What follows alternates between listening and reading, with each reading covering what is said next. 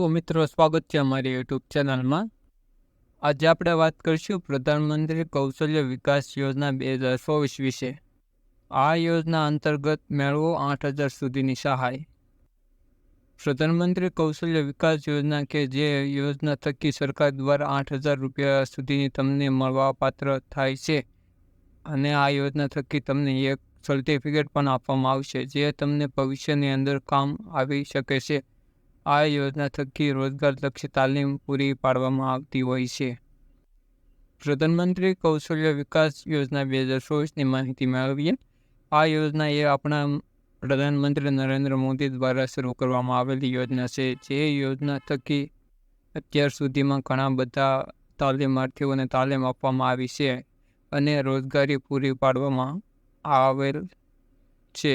આ યોજનાનો મુખ્ય હેતુ એ છે કે તાલીમ આપી અને બેરોજગાર વ્યક્તિને રોજગાર પૂરો પાડી રહી અને તે અંગે તાલીમ આપી અને તેને અલગ અલગ રોજગાર મેળવી શકે. આ યોજનામાં તાલીમ મેળવવા માટે શું પાત્રતા છે તેની ઈચ્છા જણાવેલી છે.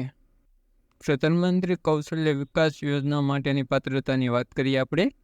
આ યોજનાની અંગે આપણે વાત કરી તે પ્રમાણે યોજના તમારે લાભ મેળવવા માટે જે બેરોજગાર યુવાનો છે તે લાભ મેળવી શકે છે, જેના માટે યુવાને 10 અથવા 12 પાસ કરેલ હોવું જોઈએ.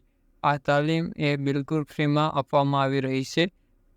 યુવાન ઓછામાં ઓછા 10 પાસ હોવો જરૂરી છે. આ યોજના તમે ઓનલાઈન અને ઓફલાઈન એ બંને રીતે તાલીમ મેળવી શકો છો.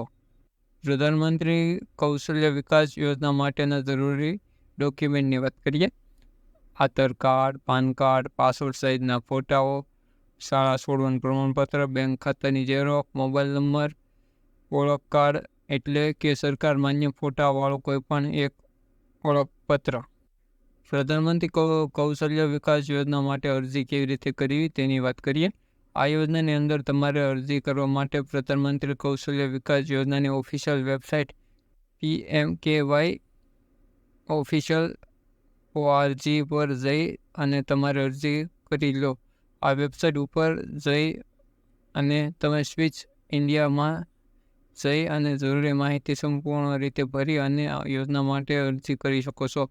અરજી કર્યા બાદ તમારા નજીકના PMKVY સેન્ટરમાં જઈને તમે તાલીમ મેળવી શકો છો. તો મિત્રો, તમારે ફોર્મ ભરવું હોય તો મારા વોટ્સએપ નંબર પર ડોક્યુમેન્ટ સેન્ડ કરી દેજો. અને વિડીયો સારો લાગ્યો હોય તો વિડીયોને લાઈક, શેર અને સબસ્ક્રાઈબ અને વિડીયોને શેર કરજો.